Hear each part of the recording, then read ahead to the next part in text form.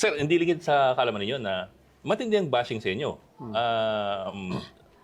Matapos yung KOJC, tapos lalo na nung kay Pangulong Duterte.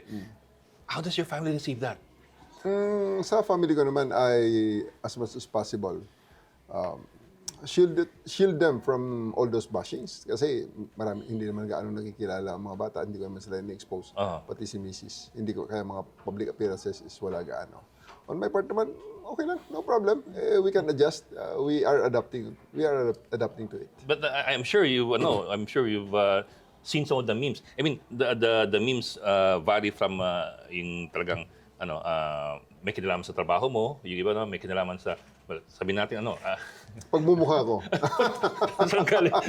Naunahan mo ako dun. Yeah! Hindi ko naman may tatanggi yun.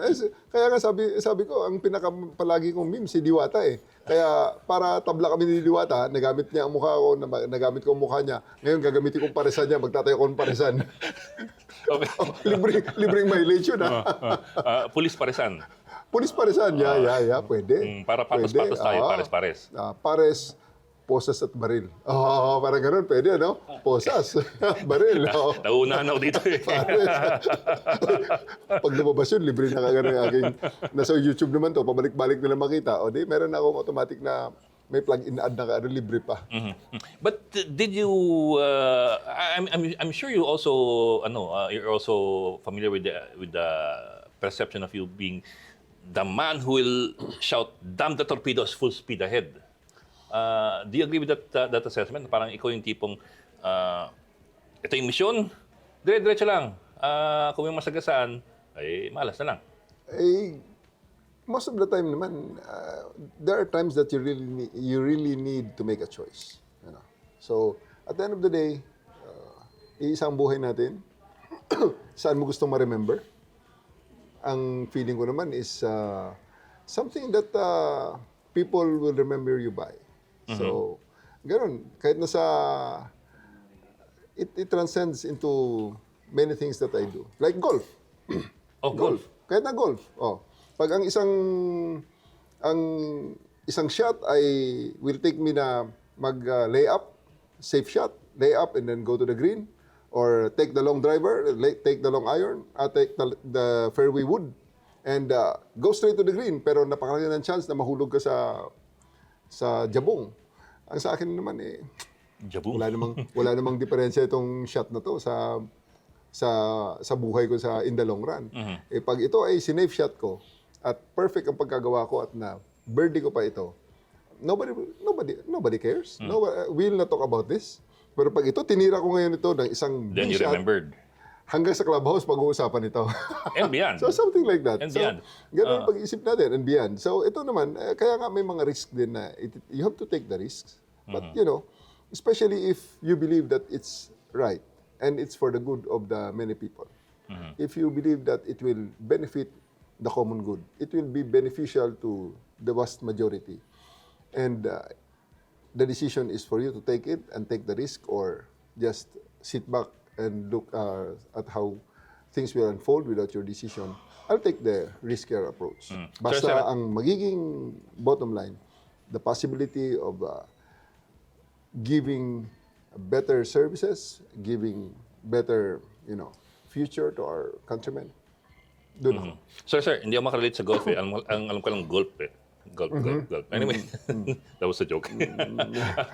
But yeah, you also realize na you're talking kasi about taking the risks. You realize you're taking a lot of risks. You're taking more risks than a lot of other PNP chiefs who have served before you have taken. Hindi pa kayo nag-worry doon?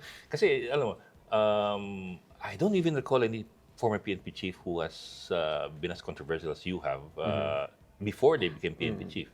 And sometimes these things tend to come back later on and, may repercussions, may political repercussions yan.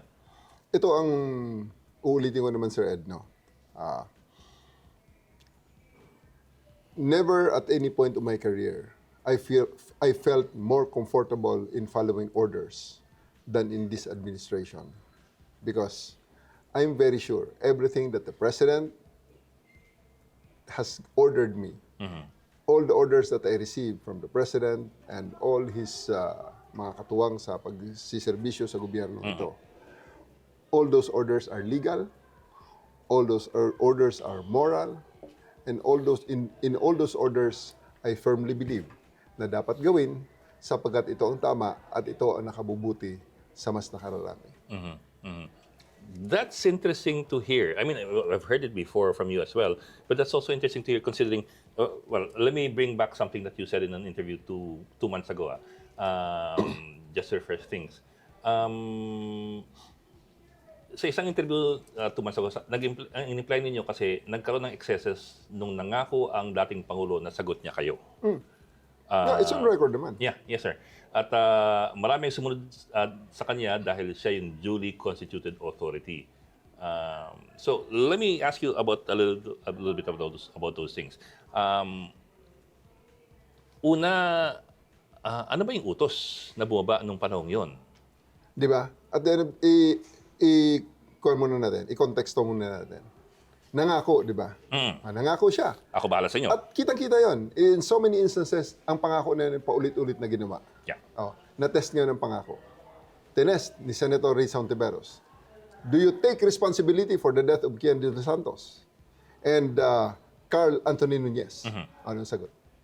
Yeah. So, it is a promise that cannot be substantiated. Kasi siya mismo ang nagsabi, ang criminal liability ay individual. Yeah. Di ba? Sinabi niya yun, maliwanag na maliwanag, which is true. So, obviously, mga pangako na hindi pwedeng gawin because of physical infirmities or impossibility or physics mismo ang magsabi, like jet ski. Di ba? Na at the end of the day, sasabihin joke only. Tsaka geography. Di ba? Di ba? How can you jet ski to the Kalayaan Island? Di ba? So, ang lalabas at the end of the day is hyperbole, figures of speech. Now, the problem with that, you're left holding the bag. Hindi maliwanag sa lahat 'yan. Di ba? At the end of the day, pag kritiko ang tumingin yan, maliwanag na yan ay pangako na simula pa lang ginawa ng isang tao na alam niya na siya mismo ay hindi niya kayang tuparin. Yan ang maliwanag diyan. Dito sa administrasyong ito kay BBM, meron bang pangako na gaya niyan na alam natin na infirm right at the very start? Wala eh.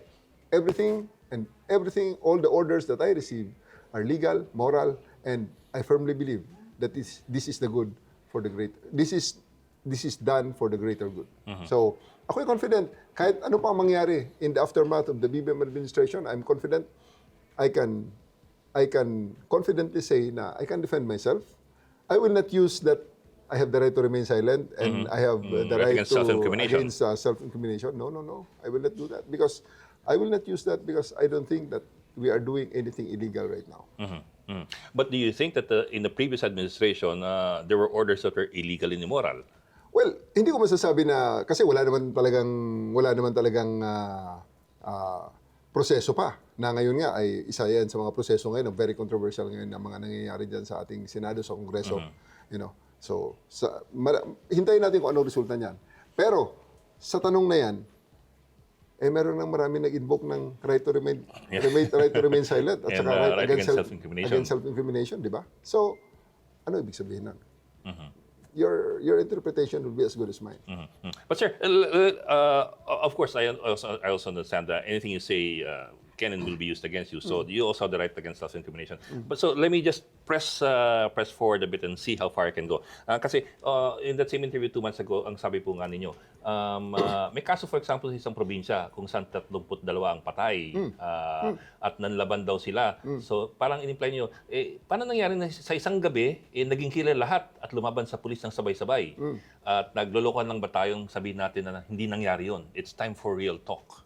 What did you want to imply there? What were you trying to say there? Well, yan ang iniiyak ng maraming Pilipino na pumunta sa ICC. Yeah? Similar cases na sa tingin nila ay hindi, during the time ay hindi mabigyan ng hustisya. Kaya sila ay napunta sa isang International Criminal Court. No? So, ito yung Bulacan, no? Ito yung Bulacan case. Bulacan case yan. Ang sa ICC naman marami pa eh. Even before the former president was president, before the presidency niya, doon pa sa mga insidente na nangyari sa Davao, ayun ang mga naging topics at mga accusations dinala sa ICC. Now, on my part naman, ito kasi nasa level tayo ng policy. So, to craft the correct policy responsive to the current times, to the current operational environment, we need to look back kung ano yung base data, kung ano ang mga possible, kung ano ang mga pwede natin paghugutan, parang sa thesis, the review of related literature. Okay, so ganun naman ang ginagawa natin. Kaya tinitingnan ko yung mga possibility, ang mga past na yun, na ito ba ay nangyari? Ito ba ay, ano ang nangyari rito? Ano ang magiging implications pag ito ang ginawa nating policy? Ano ang magiging epekto pag in-implement natin to? So, I made those statements in those contexts, if I remember it right. And until now naman, hindi nagbabago ang ating stance na talagang dapat itong mga to ay titingnan natin. Ngayon, kung may mga tao dyan na gustong magreklamo at gustong ipa-review ang mga cases na, we're always welcome so that we eventually will find closure. Kaya kanina, sa isang interview ko naman, sinabi ko naman na hanapin natin ang win-win solution. Kasi at the end of the day, how sure are we na yan ay ginawa ng mga police voluntarily at hindi naman na merong nakaumang din na baril sa ulo nila kaya napipilitan silang gawin ang mga bagay na sila mismo ay hindi naniniwala. Of course, in the end, these are policies that are brought down to your level and implemented by the foot soldiers. Pero sir, you were Samar Provincial Police Chief and then eventually NCRPO nung panahon ni Tatay Digong. Do you recall kung merong utos na to the effect na let me rephrase. Kasi lumabas in the last few months sa mga testimonya sa Senado, sa Kongreso na mayroong reward system. Meron mga ganun, reward system para sa mga napapatay o nakukuha ng mga drug suspects. Was there really a reward system as far as you could tell, as far as you know? You're being in a high position, in charge of a province in the region. I heard about it, but I haven't received any of it personally. I heard about it, but no, I haven't received any of it. I just did my job, and wala namang sinasabing payoff akong na-receive personally, no? Not you personally, sir. I don't mean you receiving any reward personally. But as far as you could tell, as far as you know, was there such a system in place?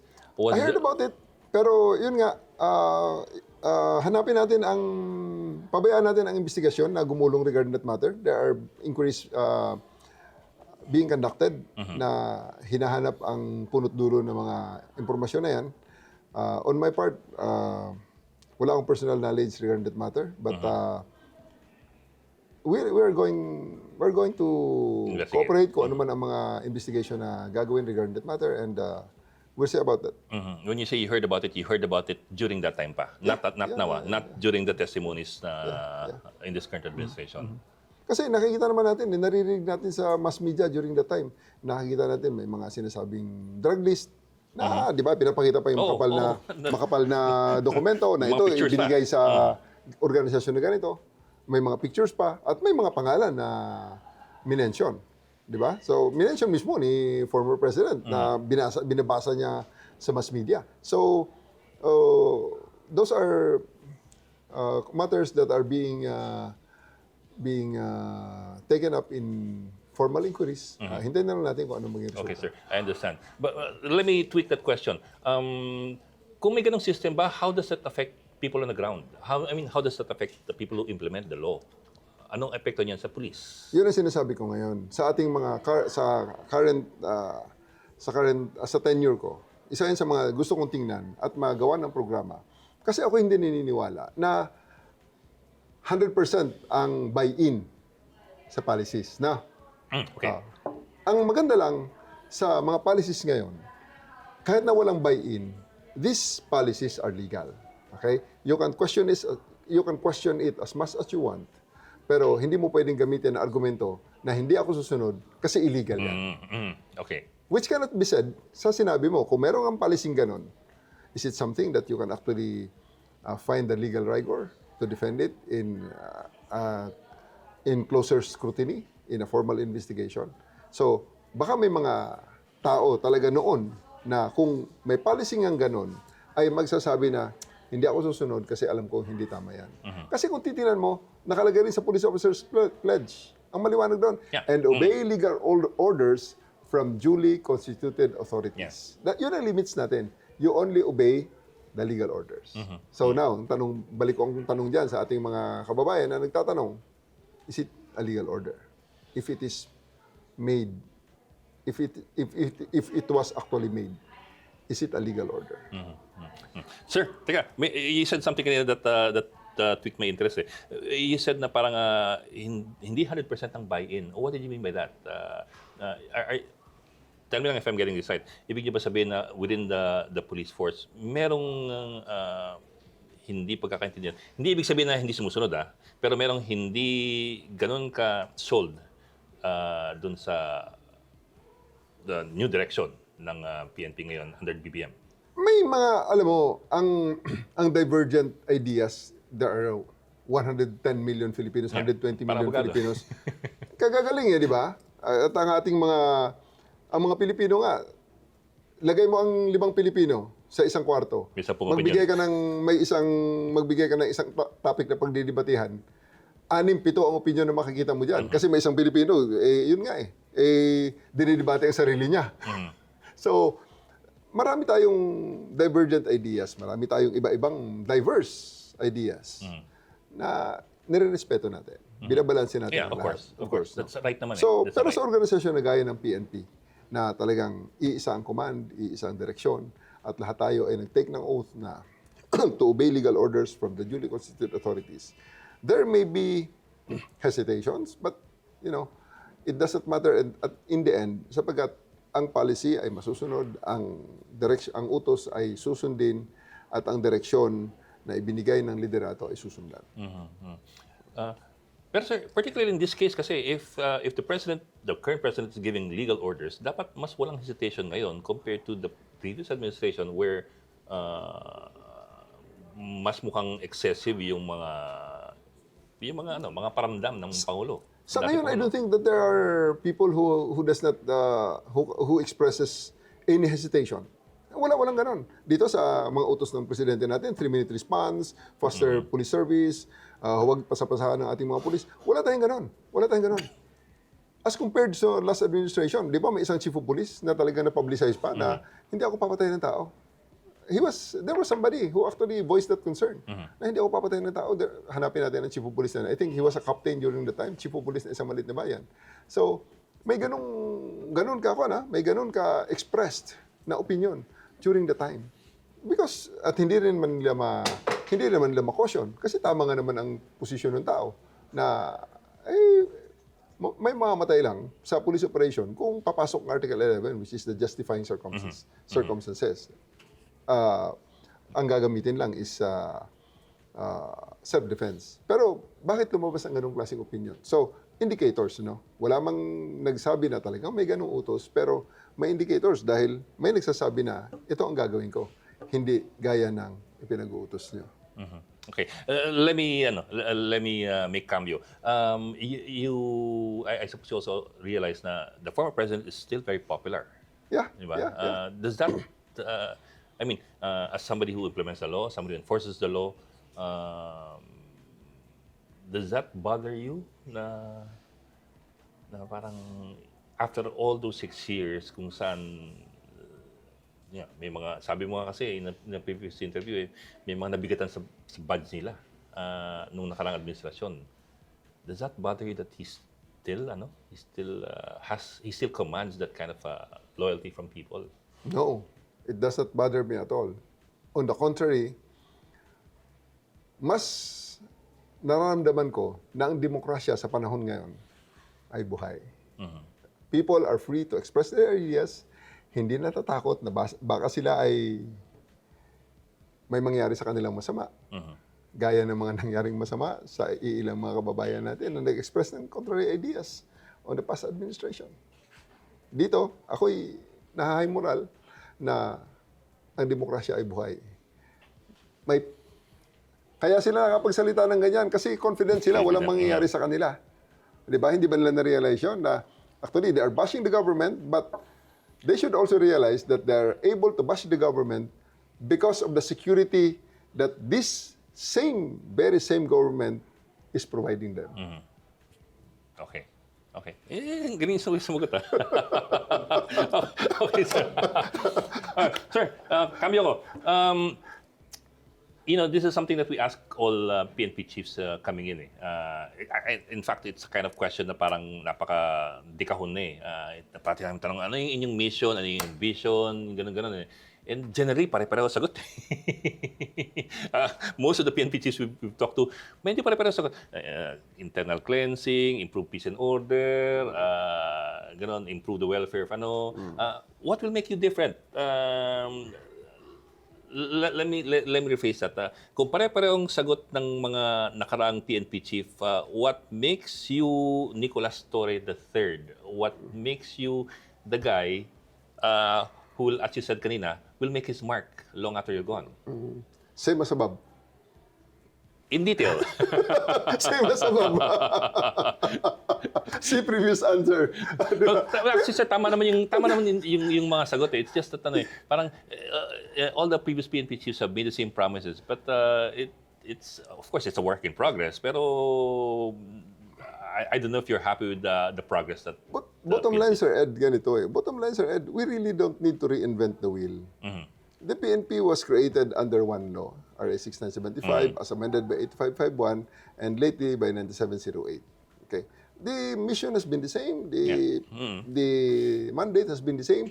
The vision has been the same. So, essentially, ang mangyayari na lang dyan, ang magbibigay na lang siguro ng difference dyan is yung personal touch, yung personal, the personal touch in the implementation of all these policies. So, nakita ko lang naman, ang difference na naman siguro is that I am somebody who was the first recruits, the first officers recruited under the RA 6975. Kami yung mga earliest na mga recruits ng Philippine PNPA. National Police. Philippine National Police. Because during the time is PCINP.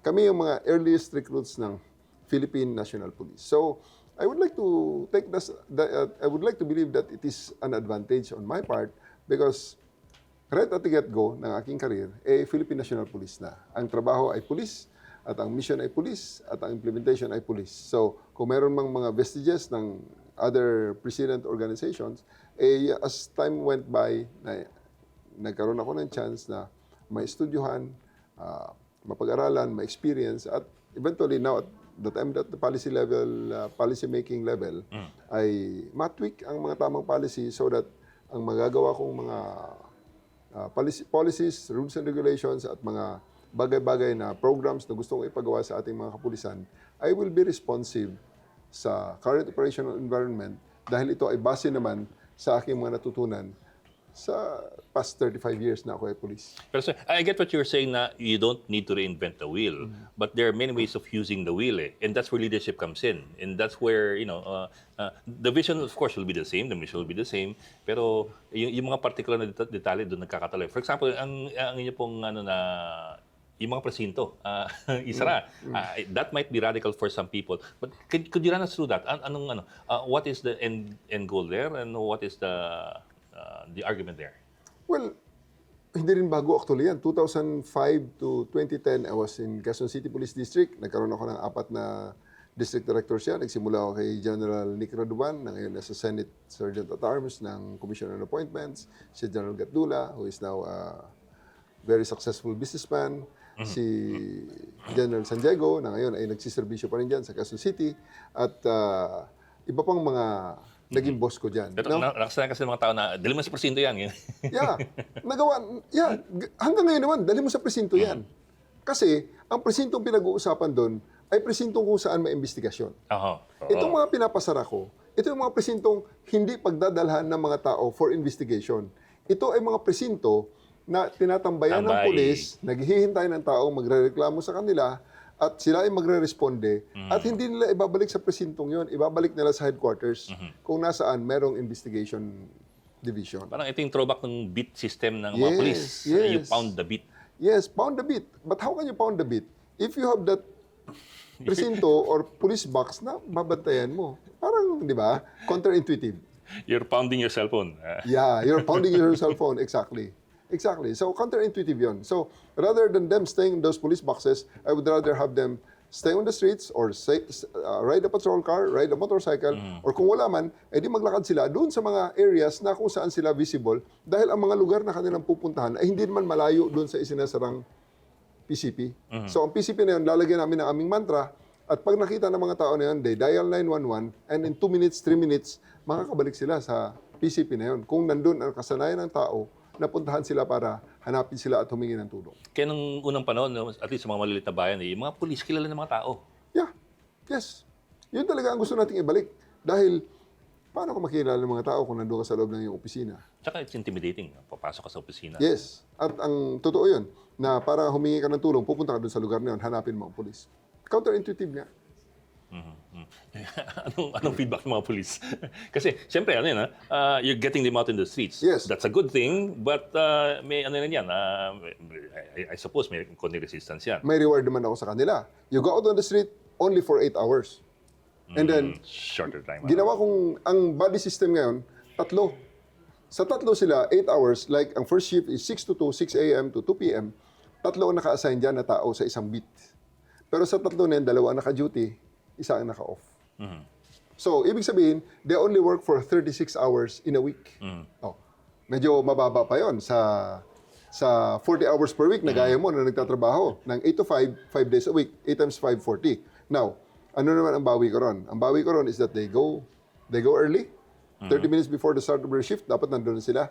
And after they end their shift, they have to finish first the reports, the patrol report, kung gaano sila kabilis bago sila makauwi. So it will take another 2 hours kung 3 times a week sila o 4 times a week sila nag-duty sa isang linggo, plus times the 30 minutes, may 2 hours. So that will be 38 hours per week. At kung sila ay nag-perform ng tama sa kanilang beat, ano ba ang produkto ng beat patrol? E di makahuli ka ng kriminal. Pag nakahuli sila ng kriminal, warrantless arrest yan, pirma sila ng affidavit of arrest, i-book nila ang tao sa kanilang istasyon, fingerprint, mugshot, medical, and then they go to the fiscal at kumbinsin ng fiscal, kulong natin to. Walang yang to nahuli ko to So ito ang kasalanan niyan, nakasulat diyan. At pag nakasulat diyan, pag nakumbinsin ang fiscal, the fiscal will make the information, transmit it to the court will now say, sige, kulong mo yan doon sa BJMP. And may commitment order na. Ang commitment order na yan, kukunin ng pulis, dadalhin balik sa istasyon, ikaw, kinukommit ka na doon sa city jail, halika na. Turn over natin sa BJMP, bago tatanggapin ng BJMP, kailangan medical uli. At, you see, Yes, sir. what I mean is, napakahaba ng proseso na at the end of the day, yung 36 hours ng pulis na naging 38 hours ay sobra pa rin at marami pa rin talaga ang magiging trabaho ng pulis. So, pagkatapos pa niyan, at the end of the day, nagpiyansa ang tao, pumunta sa CHR, nagrereklamo, eto na nga, ang pulis na nang huli, makakatanggap ngayon ng sipa. O eto na ngayon, gagawa ka pa ng counter affidavit mo, i-justify mo pa ang kaso mo, ang paghuli mo, dahil pag hindi ka nag-justify naman, yun na ang huling aresto mo kasi dismissed from the service ka. So, yung trabaho, yung oras ngayon na ibinigay sa ating mga pulis, shorter hours, but quality time. Pero sir, I understand. That sounds really good. Pero do you have enough police to begin with? You what, 220,000 police force? 220,000. Ang police to population ratio mo, sabi ni General Marbil last year, 1 to 2,000. Yeah. I don't know if that's correct. Kasi Well, ang laki. 1 versus 2,000. I think the theoretical wish list is 1 is to 500. So we're 4 times the theoretical wish list. Actually, pag tinignan mo na yung 120 million tayo, plus 220 ang pulis, parang nandun na nasa 1 is to 500, 1 is to 600 na yan Pero yun nga lang, maraming trabaho ang pulis na hindi lang naman sa patrolling na pupunta. May admin. May mga pulis tayo sa admin, and marami rin tayong may pulis tayo sa airport. May pulis tayo sa maritime. May pulis tayo sa security. May pulis tayo sa ilalim ng tulay.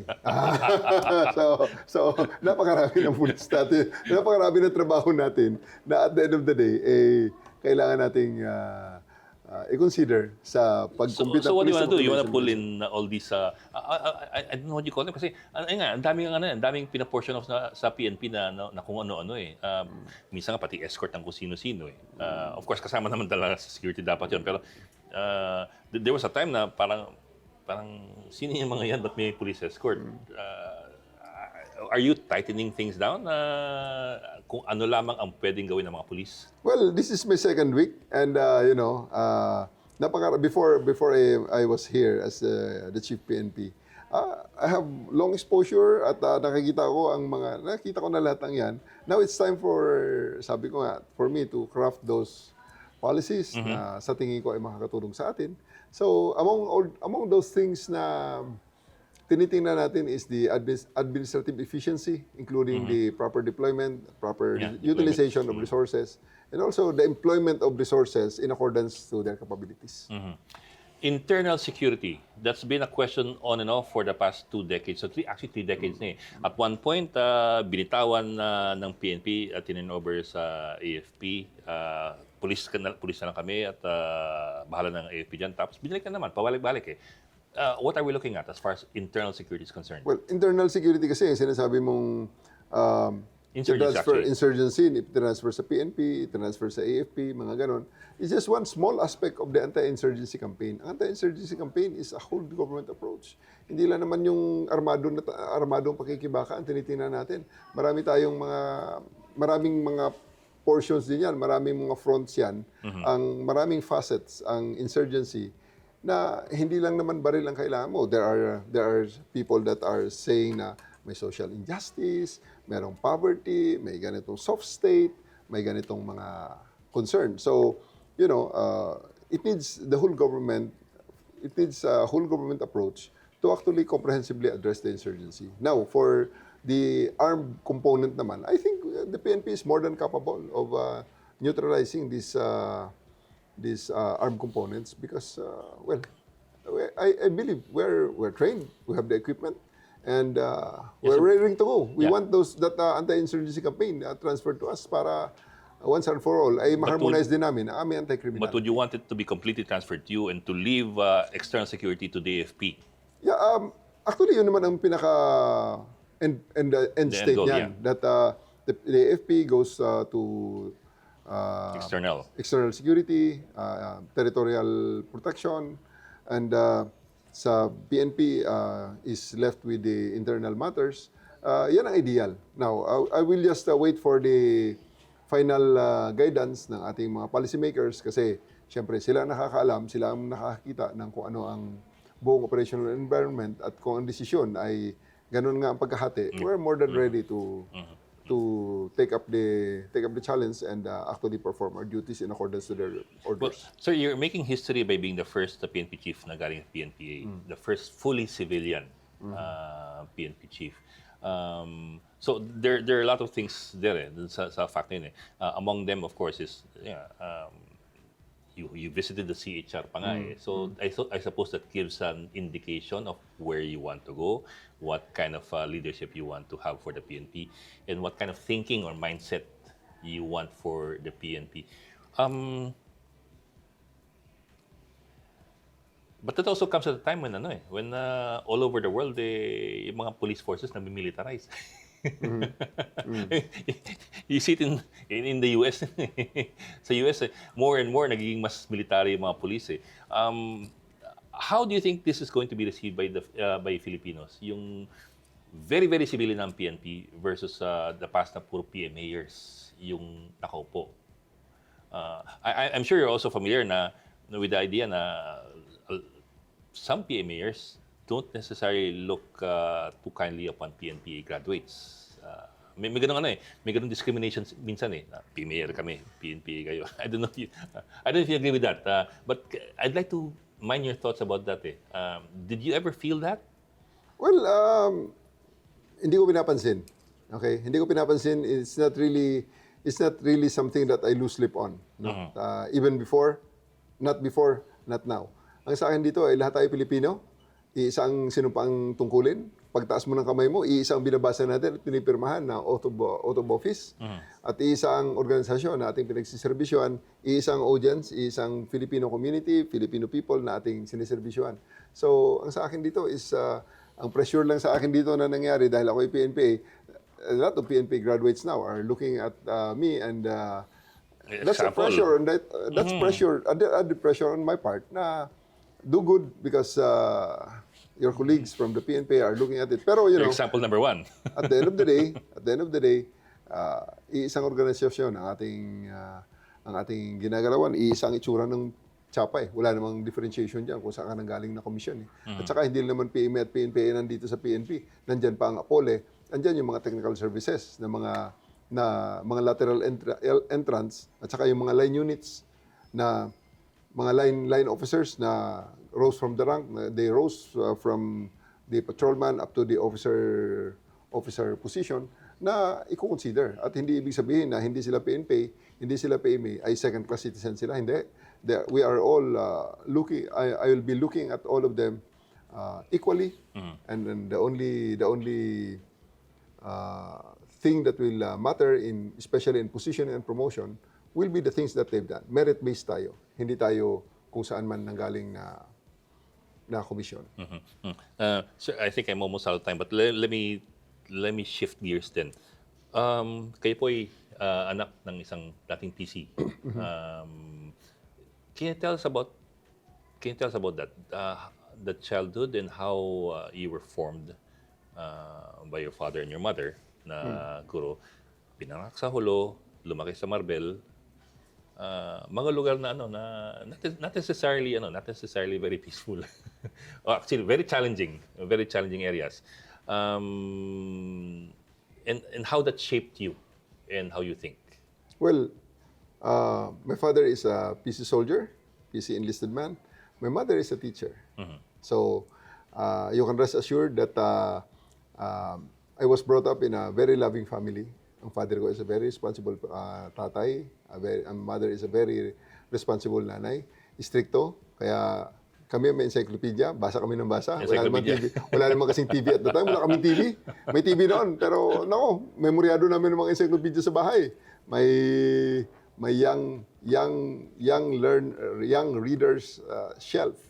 Nabasa namin yung mga, mga librong nasa tingin ko ay shaped me as a person. And then I was educated in a very good school. At ang impression actually na the place I grew up is challenging. Hindi. Actually, sa totoo lang, 1980 pa lang, mayroon na kaming mall doon na may escalator. 80s pa lang, elementary pa ako. In Marbel? Yeah, in Marbel. May mall kami doon, may escalator na eh. So, that was in 80s, elementary ako. So, I graduated in 1984. So, can you imagine that? The place, malaki ang place namin. And ang main highway namin is a 4-lane road. So, ganun ang from General Santos, we are just 54 kilometers away. General Santos City na yun noon pa. Coronadal is a very progressive place. And I was educated in a Notre Dame school. Notre Dame, yeah. And then I graduated sa elementary, and then I graduated in the Coronadal National Comprehensive High School sa high school ko. Incidentally, the place where the current commandant of the Coast Guard also hails from. So, isang school kami, he's just ahead of me by 2 years. And also, the COO Meralco is just 3 years ahead of me in high school. So, you can imagine the kind of school that we came from. Talagang ang quality ng mga estudyante na lumabas. We're proud to say na, I think, ang place namin is very, very peaceful, very, very conducive para sa development ng mga tao na at the end of the day can really say na confident that we can go to the world and we can go outside there in the world and make a difference. But your father also died under unfortunate circumstances. I think in the line of duty. Yeah. In the line of duty. How did that shape you as well? Part of the job, for so long naman, kahit anong bata pa kami, palaging na-inculcate sa amin na, palaging nasasabi sa amin na, ayusin yung pag-aaral nyo, ay dahil hindi kayo nakakasiguro kung hanggang kailan namin kayo masamahan, na ngayon din naman yung sinasabi ko sa mga anak ko, na ngayon ay, which is sa atin naman siguro lahat, na ang mga bata, dapat palagi kang ready, dahil hindi kayo nakakasiguro, nobody lives forever, okay? Una-una lang yan. And everybody goes through that. So it's just a matter of preparing for it and really accepting it and making sure that when the time comes, you're ready. And I think sa amin naman on that when it came as a shock. Pero it's something that we accepted and went on with our lives, adjusted, and because we are ready. My last question: do you think your father ever imagined in his wildest dreams you would be PNP chief? Well, he was the 1979 PCEP of the year. So there was a time when he was being cross-examined in the witness stand during the time that he is testifying. He was able to tell the defense lawyer, "Attorney, dahan-dahan ka ha. In 1979, I am number 1 out of the 129,000 PC soldiers." So I think he will be very proud, and bata pa nga ako, sinasabi niya nga, hindi lang PNP Chief eh. Kung ano-ano pa ang mga... Hindi naman siguro Santo Papa, no? I think narinig mo rin yan. Everybody is, you know, but I'm very sure that while he may not have really expected for me to reach this position, he knows that he prepared me well, and I'm ready to take on whatever challenge that will come my way. Okay. General Nicolas Torre III, sir, maraming salamat. Thank you, sir. And congratulations and good luck. Malaki trabaho ninyo.